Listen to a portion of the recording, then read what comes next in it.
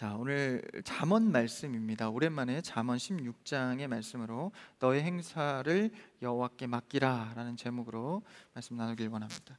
오랜만에 이 잠언 말씀을 좀 다루는데 좀 제가 어려운 말씀을 좋아하는 건 아닌데 어쩌다 보니 좀 말씀이 어려운 대목이 많은데 오늘은 좀 편안하게 잠언의 쉬운 말씀입니다. 그래서 좀 그 의미를 되새기면서 말씀 나누기를 원합니다.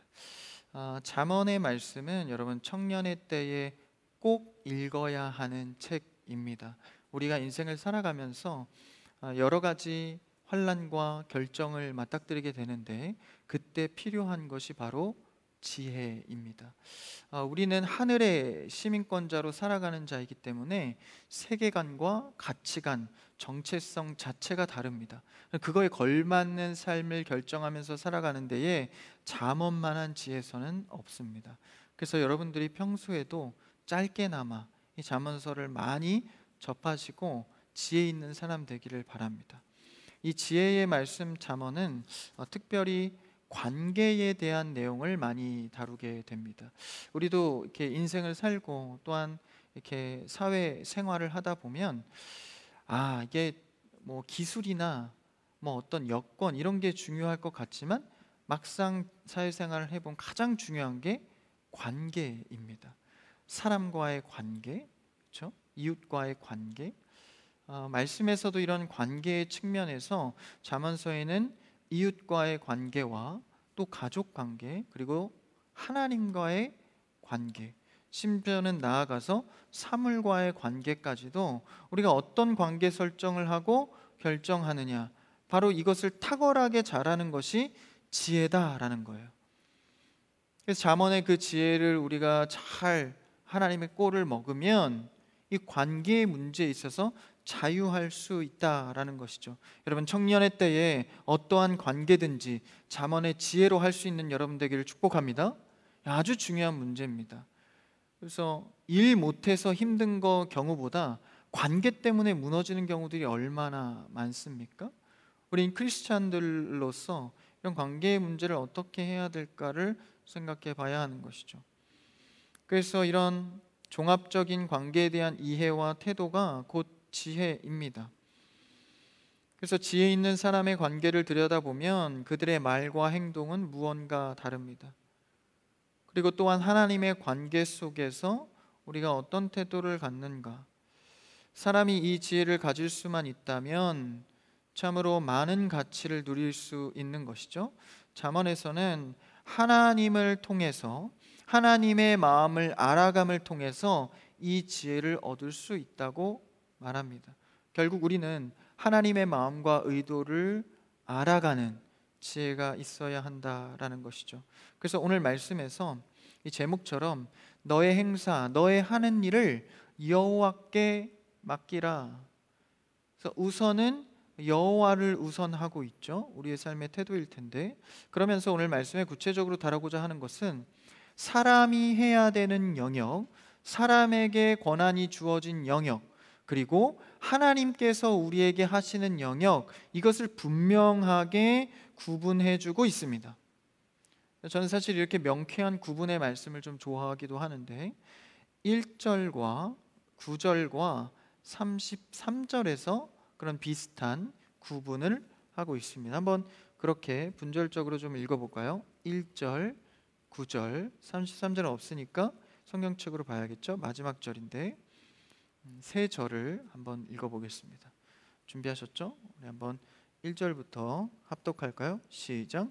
마음의 경영은 사람에게 있어도 말의 응답은 여호와께로부터 나오느니라. 9절 시작. 사람이 마음으로 자기의 길을 계획할지라도 그의 걸음을 인도하시는 이는 여호와이시니라. 마지막 시작. 제비는 사람이 뽑으나 모든 일을 작정하기는 여호와께 있느니라. 그렇게 어렵지 않으시죠? 그 영역이 바로 구별되게 되어 있습니다. 사람에게 마음의 경영이 있다.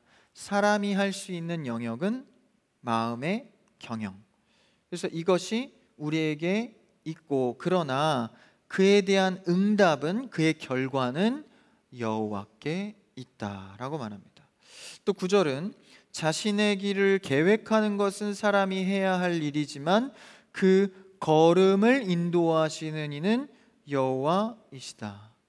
마지막, 제비를 뽑더라도 어떤 결정을 하는 거죠. 어떤 결정은 사람이 하더라도 최종적인 권한의 결정은 하나님이 하신다라는 거죠. 마음의 경영, 자신의 길을 계획함, 제비 뽑기, 이것이 바로 사람이 할 수 있는 세 가지 오늘 소개된 영역입니다. 이것을 좀 살펴보기 원하는데, 마음의 경영, 자신의 계획, 이것은 이제 구체적으로 이제 마음속에 생각해 보는 것이죠. 그러니까 마음속에 흔히 내가 이 사업 구상을 해본다 할지, 어떤 좋은 아이디어로 내 앞길을 경영해 본다 할지, 이런 것들을 구상해 보는 것입니다. 좋은 아이디어, 계획을 세우고, 우리가 공부를 하나 하더라도 이제 계획적으로 하지 않습니까?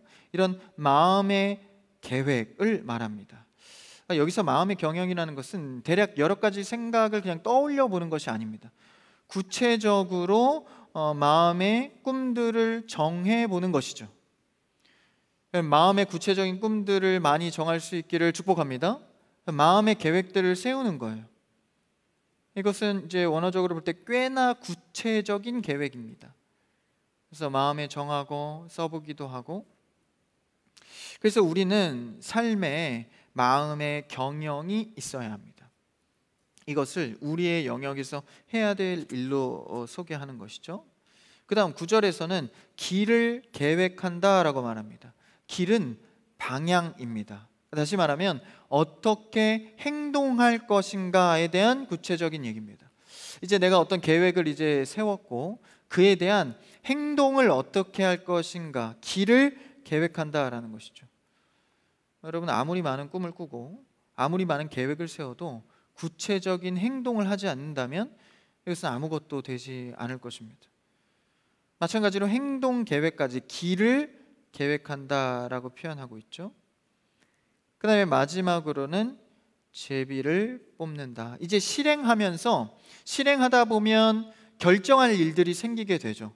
2갈래 결정, 3갈래 결정, 하다못해 밥을 먹더라도 여러 결정을 하게 되지 않습니까? 그래서 마음의 계획과 구체적인 행동을 해 나갈 때 결정하게 되는 것들을 바로 제비 뽑는다라고 표현합니다. 여러 가지 일들에서 뽑아서 결정하는 것이죠. 마음의 구상도 하고 실제적인 행동도 했습니다. 계획도 세웠습니다. 이제 여러 가지 결정사항 중에 결정을 해야 되는 것이죠. 사실 이 세 가지 모든 것들은 우리 인생에 매일매일 겪게 되는 일상의 책임입니다. 어떤 일이든 결정을 해야 하고 계획을 세워야 하고 행동을 해야 합니다. 이것이 하나님 안에서 우리가 실행해 가는 일들이다라는 거예요. 여러분, 하나님 안에서 계획하고 행동하고 결정할 일들을 성실하게 하는 여러분 되기를 축복합니다. 그래서 성도들이 이런 일들을 사람의 영역에서 해갈 때 이제부터 포인트입니다. 이런 일들을 여러분의 일상에서 해갈 때 하나님의 영역과 결부해서 해야 한다라는 거예요. 그냥 이렇게만 사는 것은 세상 사람과 다르지 않는 거고, 이제 이 포인트마다 결부되어지는 것들이 있습니다. 한번 1절 다시 보시면 그 뒤에 이제 하나님의 영역을 봐야겠죠. 마음의 경영은 사람에게 있어도 뒤에 뭡니까? 시작. 말의 응답은 여호와께로부터 나오느니라. 여기서 말의 응답이라고 표현한 것은 이제 비유인데, 말을 이제 입술이라고도 말하죠. 그러니까 입술에서 나오는 것, 입술로 이행되는 것, 그러니까 구체적인 일의 시행입니다. 마음의 경영을 해서 계획을 했다면 그것이 시행될 수 있게 결제하시는 분은 하나님이다. 하나님께로부터 나온다. 그러니까 입술에서 나오는 말이 시행이거든요. 그러니까 마음이 아무리 생각해도 입술로 뱉지 않으면 안 되잖아요. 그 비유를 하는 겁니다. 그래서 말의 입에서 나오는 말이 응답됐다라는 것은 하나님의 시행을 말합니다. 여러분, 내가 아무리 마음의 경영을 했어도 하나님이 그 상황과 건강과 시간을 앗아가면 이행할 수 없습니다. 내가 언제든 교회 가서 예배 드릴 수 있지라고 안일하게 생각했다가 내 건강을 잃거나 시간을 잃거나 환경을 잃어버리면 아무리 예배하고 싶어도 예배하지 못할 때도 있습니다. 그러니까 아무리 내가 경영을 잘한다 할지라도, 마음의 경영을 했다 할지라도 하나님이 결제하지 않으면 안 된다라는 것이죠. 그럼 반대로 우리는 어떻게 해야 됩니까? 인식해야 합니다. 하나님의 입술로부터 응답이 나와야 내 마음의 경영이 이행될 수 있구나. 그럼 여러분 어떻게 하시겠어요? 당연히 하나님을 먼저 더 의지하고 살펴보게 됩니다. 이 구체화되는 과정, 입술의 응답이라고 말하는데, 그러니까 이것은 또 착각하면 안 됩니다. 무조건 내가 원하는 대로 경영한 대로 해주시겠다는 게 아니라 내 마음의 경영의 계획이 안 좋은 게 무엇인지, 하나님 나라의 질서가 위배된 게 무엇인지, 잘못된 것들을 걸러주면서 이행하신다라는 거예요. 우리가 할 일은 무엇입니까? 순종입니다. 주님, 저 이렇게 경영했는데요, 왜 이렇게 끌고 가시죠? 하나님, 이거는 취하고 싶으나 이것은 버리고 싶은데요. 여러분이 경영할지라도 가장 좋은 것을 골라서 이끌어 가시는 분은 하나님이 하신다라는 거예요. 우리의 영역은 그럼 무엇입니까? 계획하고 주님이 이끌어 주실 것을 믿고 나아가는 것이죠. 그러니까 다 보여주면서 하면 사실 얼마나 믿음 생활이 편합니까? 근데 하나님이 그 끝은 늘 안 보여주시고 과정 속에 믿음으로 따라오시게 하시거든요. 그러니까 예수님도 도마에게 믿지 않고 따르는 게 더 복되다라고 말씀하시죠. 나의 구상에서, 마음의 경영에서 인간적인 것, 하나님의 법에 반하는 것도 있을 수 있습니다. 그러면서 나는 부족하니까 뭐라고 하죠? 이건 참 적당한 거야, 가장 좋은 거야 라고 말하지만 하나님 편에서는 불필요한 것들이 있을 수 있다라는 것이죠. 그래서 그것을 제거하고 올바른 길로 인도하시는 그것이 1절에 나오는 하나님 여호와가 응답하시며 이끌어가는 것입니다. 그래서 이것을 결부해서, 염두해서 우리가 생각해야 하는 것이죠. 그 다음 9절 한번 같이 읽어볼까요? 9절 시작. 사람이 마음으로 자기의 길을 계획할지라도 그의 걸음을 인도하시는 이는 여호와시니라. 방향은 내가 정하고 구체적인 행동에 대해서는 내가 정하지만 하나님이 막상 삶에서 내가 그것을 시행하면서 한 걸음 한 걸음 나아가는 것까지 하나님께서 간섭해 주신다라는 거예요. 그러니까 행동 이렇게 하겠습니다로 끝나는 게 아니라 여호와께서 한 걸음 한 걸음 함께 나아가 주셔야 그 일이 온전하게 이루어질 수 있는 것이죠. 그러니까 우리가 할 수 있는 일이 우리의 영역에서 굉장히 많지만 하나님이 인도해 주시는 발걸음을 같이 걸어야 가장 온전하고 좋은 것으로 얻을 수 있다는 것입니다. 물론 우리에게 자유의지를 주셔서 내가 계획한 대로 마음대로 갈 수 있습니다. 아무 길이나 갈 수 있고 가다 안 되면 돌아갈 수도 있고 내 마음대로 살 수도 있습니다. 근데 그것이 가장 바른 길이냐라는 문제는 또 다른 것이죠. 그냥 마음대로 내가 가고 싶으면 갔다 왔다 하는 게 자유라고 해서, 그렇다고 해서 바른 길을 온전히 찾을 수 있는 것은 아닙니다. 여기서 바른 길이라는 것은 도덕적이고 세상의 성공적인 이야기만을 하는 것이 아니라 하나님이 인도하시는 길, 주님이 원하시는 그 길 자체가 바른 길입니다. 여러분, 우리에게 힘듦이 와도, 행동하며 어려움이 와도 하나님이 결정하신 길이 가장 바른 길인 줄 믿습니다. 내 마음의 흡족한가를 타산하지 마시고 하나님이 이끄시는 진리의 길인가를 돌아보십시오. 그 길을 발견할 때 믿음으로 걸어가십시오. 그 길이 가장 바른 길입니다. 그래서 사실 단순할 때가 많아요. 예배해라, 하나님께 경배해라, 나와서 해라, 하지 마라 하는 것들, 사실 내 마음에서 복잡하게 만들 뿐이지 하나님의 요구는 사실 굉장히 심플합니다. 그래서 그것을 믿고 나아가는 것. 그 다음에 세 번째가 무엇이었죠? 33절 다시 읽어볼까요? 33절 같이요, 시작. 제비는 사람이 뽑으나 모든 일을 작정하기는 여호와께 있느니라. 이 작정은 법관이 공의롭게 판결하는 최종 판결문을 말합니다. 그게 작정입니다. 우리가 어디로 갈지 모를 때, 내가 어디로 가야 하는 결정을 해야 할 때 사람이 결정할 때는 해야 한다라는 거예요. 사람이 제비를 뽑아서 결정하지만 그것을 최종적으로 승인하고 그 결정을 잘 되게 하시는 이는 하나님이다라는 것이죠. 여러분, 요새는 결정 장애들이 많습니다. 그렇죠? 음식 메뉴를 고를 때도 이 결정 장애가 와요. 그래서 상대에게 밀어버리죠. 매번 잘 결정하지 못하는 경우들이 우리 인생에 많습니다. 그러나 아무리 그래도 결정을 해보는 것도 필요합니다. 매번 결정을 할 때마다 그런 사람도 있어요. 결정 앞에서 계속 회의만 하자 그러는 사람 있죠. 결정은 못하고. 근데 지금 결정해야 될 때인데 회의만 이게 할 때가 있고, 또 회의할 때인데 빨리 결정을 해버리는 것도 있으면 둘 다 지혜롭지 못하겠죠. 그러니까 우리의 모습은 이 좋은 결정을 하기 위해서 마음에 구상하는 단계, 또 액션을 취해서 행동하는 것, 그리고 그것을 토대로 잘 결정이 되어져야 하는 것이죠. 그래서 우리가 우리 영역에서 해야 될 책무와 또 지혜롭게 하나님을 의지해야 될 것을 잘 구별하여서 그 안에서 성숙한 청년들이 되시기를 축복합니다. 제비를 뽑았다, 어떤 결정을 했다, 하나님을 의지하는 태도가 필요하죠. 이 가룟 유다가 죽고 나중에 이제 한 제자를 더 뽑을 때 이 제비로 뽑잖아요. 점을 치는 게 아니라 하나님께서 세우신 자를 뽑아야 합니다라는 결단입니다. 그래서 제비 뽑아서 세우죠.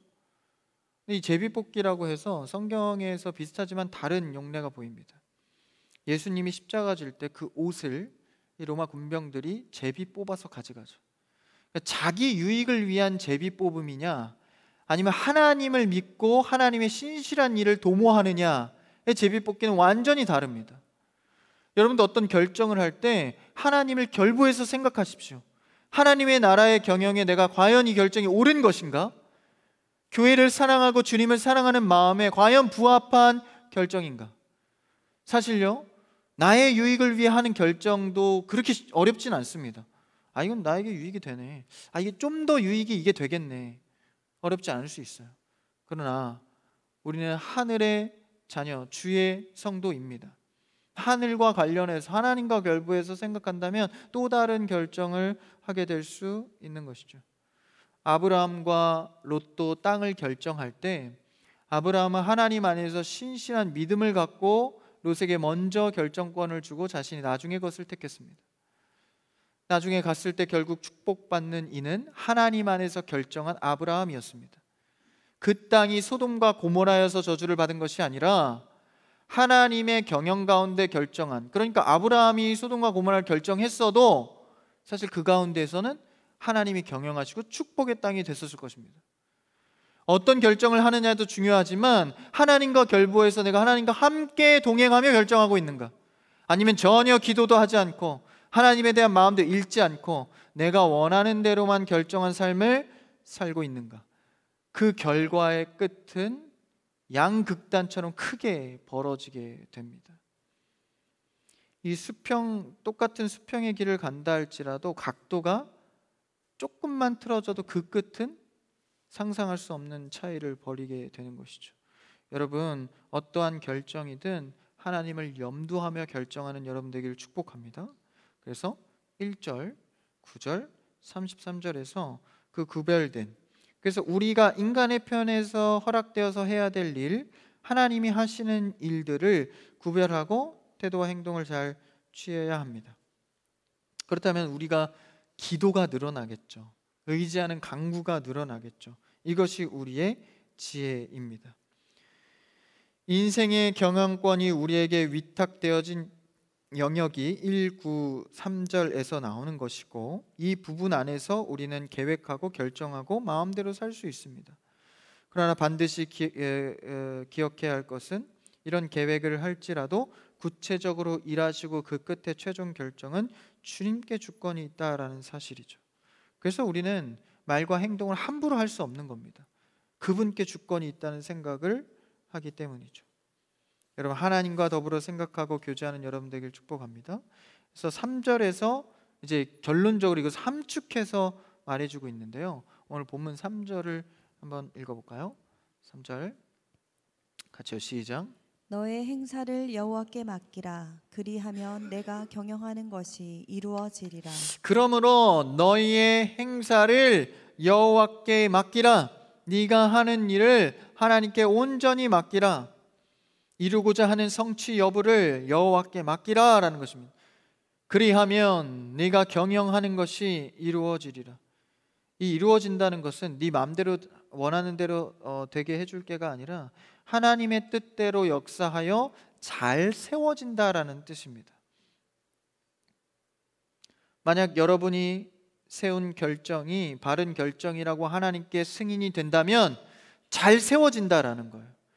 여러분의 요청과 기도와 여러분의 경영이 하나님께 바른 것이라고 승인받아서 승승장구 잘 세워지는 여러분 되길 축복합니다. 안 세워지는 이유가 뭐예요? 그 앞에 바른 것이라고 승인을 못 받았기 때문입니다. 뭔가 잘못된 거죠. 하나님 나라에 방해가 되거나 내 유익을 너무 많이 취했거나 이런 것들을 우리가 구별할 수 있는 지혜가 필요하다는 것이죠. 여러분들이 어떤 경영을 해놓고도 불안하고 흔들리는 이유가 무엇입니까? 성도의 입장에선 단순합니다. 내 마음대로 해서 그렇습니다. 하나님 부르면서 믿는 사람이라는 티만 냈지 실제로 그분의 마음을 천천히 차분하게 살피는 시간은 전혀 없었습니다. 하나님 도와달라고 외쳤지 정말 그분의 마음을 알려는 의도는 없었습니다. 분명히 나의 일생을 보건대 내 마음대로 했습니다. 나와 하나님은 알죠. 날마다 이런 모습들을 회피한지 모릅니다. 우리는 이제 다시 잠언의 말씀으로 하나님 앞에 나와 하나님의 마음을 다시 살펴야 합니다. 어쩌면 우리가 한 일이 해놓고도 흔들릴 수밖에 없는 처지였는지 모릅니다. 하나님을 온전히 의지하지 못했고 그분이 원하는 마음을 살피지 않았기 때문이죠. 여러분, 이제는 내가 원하는 길만 살피지 마시고 하나님 원하시고 하나님 하실 일에 관심을 갖는 여러분 되길 바랍니다. 그래서 마음이 합해지면 하나님께서 그 일을 굳건하게 세워가는 겁니다. 여러분, 하나님께 맡기십시오. 하나님께 맡기십시오. 여러분의 경영을 하나님께 담대히 맡기십시오. 맡기는 것은 하나님께 의뢰하고 나의 고민과 경영의 계획을 하나님께 드리며, 그렇죠?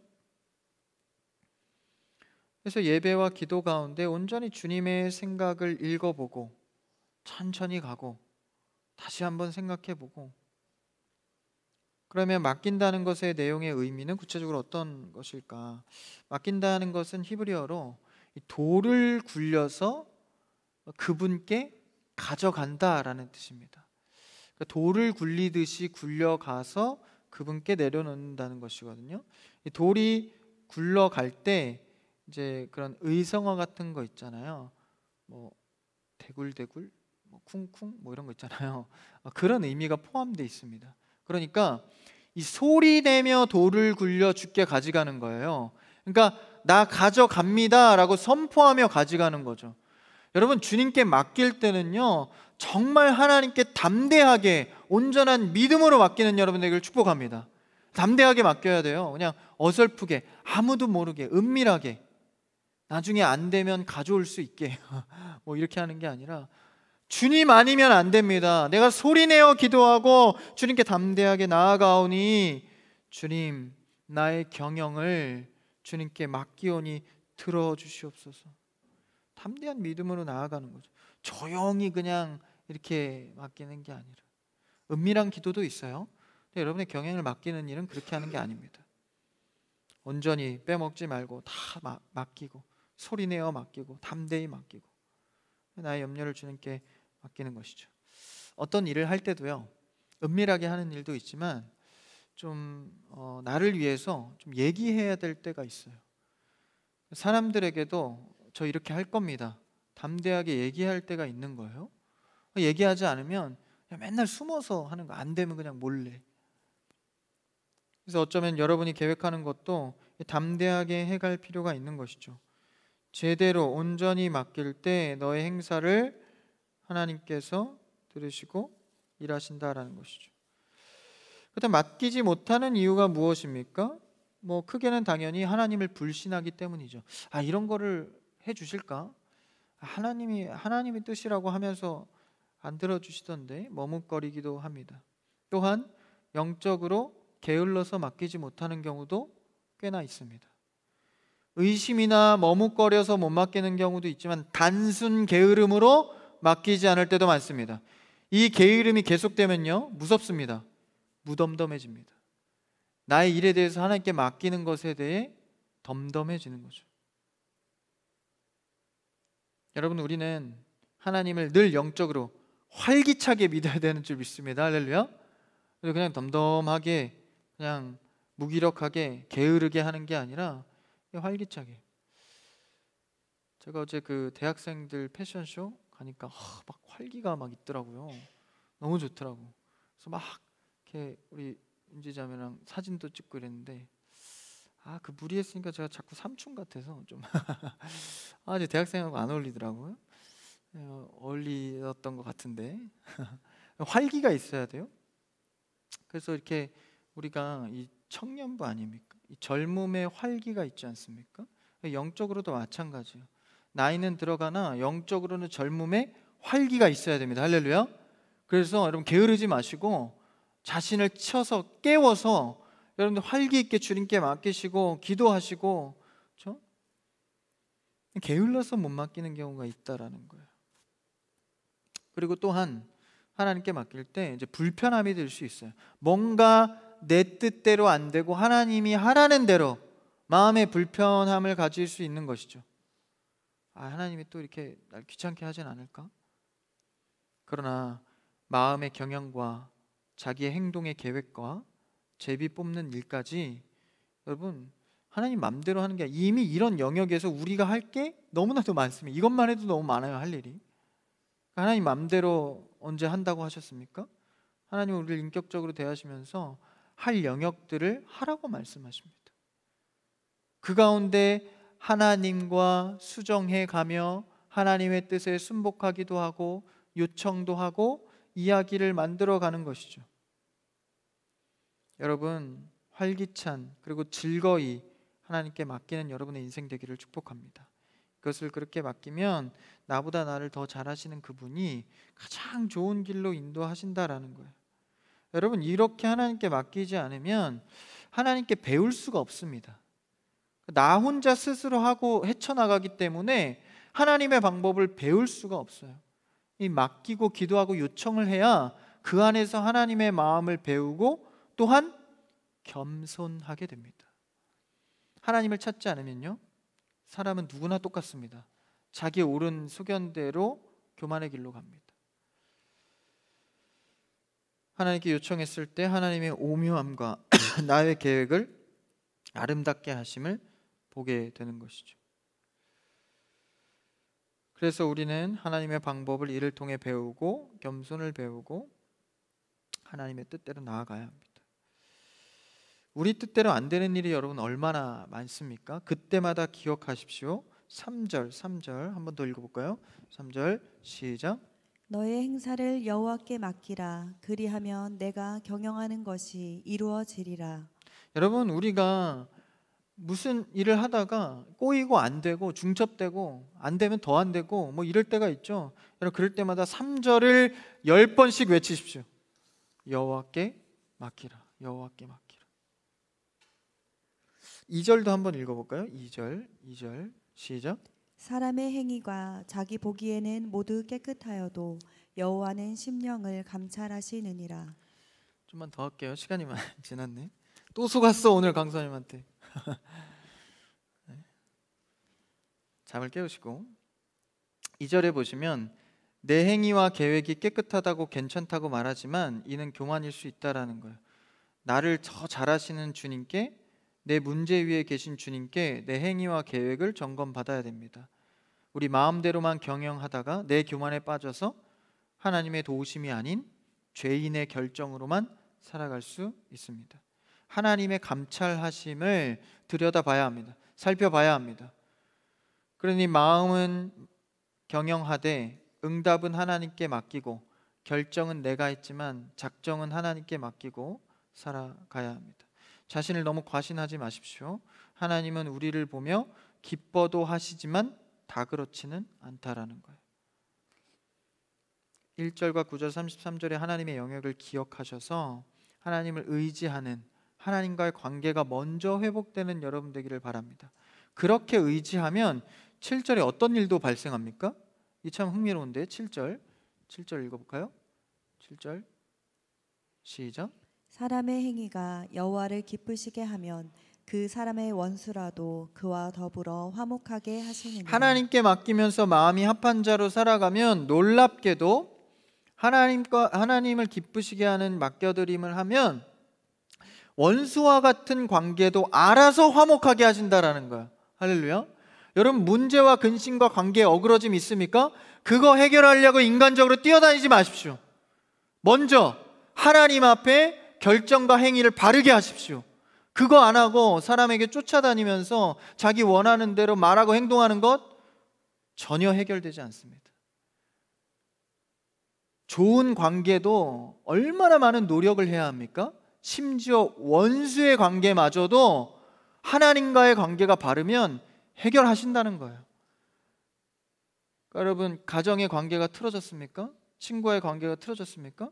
성도와의 관계가 틀어졌습니까?